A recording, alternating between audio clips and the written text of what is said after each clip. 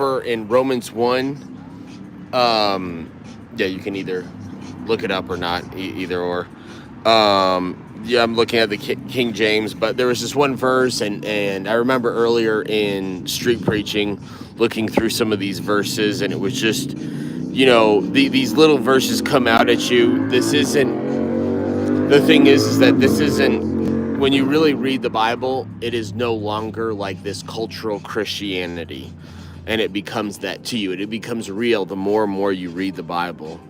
One verse that I really thought was great was Romans 1:16, and it says, "For I am not ashamed of the gospel, for it is the power of God unto salvation to everyone that believeth, to the Jew first, and also to the Greek." Let me see. "For therein is righteousness of God revealed from faith to faith, as it is written, the just shall live by faith." And the thing is like, as Christians, when we're living our life, when we're thinking about God, one of the biggest things is we need to be unashamed about our convictions. We need to be unashamed about what we're doing. We need to be unashamed about the Lord. We've got to be sober for the Lord and be unashamed about that. We need to be pure for the Lord, saving ourselves for what God has, saving ourselves for marriage, saving ourselves for, as the bride of Christ, we need to save ourselves as a pure bride. And being ready for that. But and I know that in college, let me see, that was my freshman sophomore year.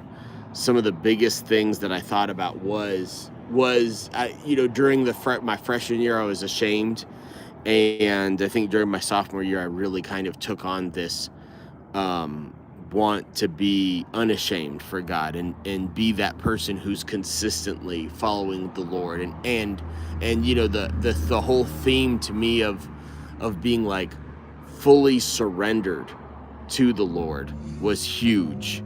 And I think that each one of us have to really think about the two masters, whether we're following the Lord or whether we're not.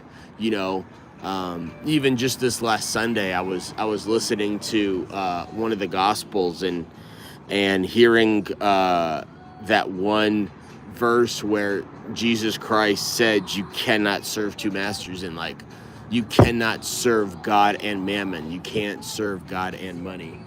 It's just so important. So, these little things are huge. As far as money cannot control our life, money cannot control us, and we need to be unashamed, fully committed, and fully surrendered to the Lord. And then verse 18, "For the wrath of God is revealed from heaven against all ungodliness and unrighteousness of men who hold the truth in unrighteousness."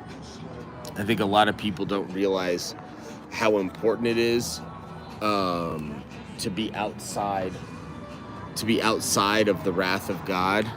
The wrath of God is real, and it's something, the Bible talks about fearing God, and I think Jesus Christ said it the best when he was like, when he said, "Fear not him, who can kill you. Fear him who can, after he has killed you, throw you into hell."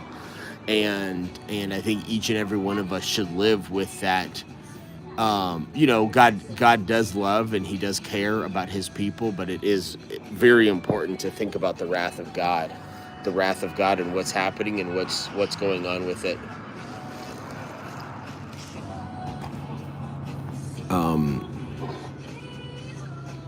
Because that which may be known of God is manifest in them, for God hath shown it unto them. For the invisible things of him from creation of the world are clearly seen, being understood by the things that are made, even his eternal power and Godhead, so that they are without excuse. And I think it's interesting. One of the most common phrases in Genesis is when God says, "I." Um, he will not excuse the wicked. He will not make an excuse for the wicked. And I think that throughout our day, throughout our time, we make excuses for ourselves. We make excuses for others, and we think that it's okay to just kind of go through life and accept second best when God wants the best for our life. He wants the best for what we're doing, and he wants the best for our life in the sense of being pure. And being the best is not necessarily making the most money. It's serving him, it's loving him, and sometimes the best thing for us is to be poor for the rest of our life. And everybody has a different definition of poor.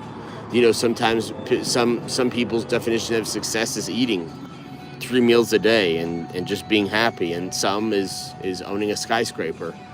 And God gives, he makes rich, and he makes poor. Let me see.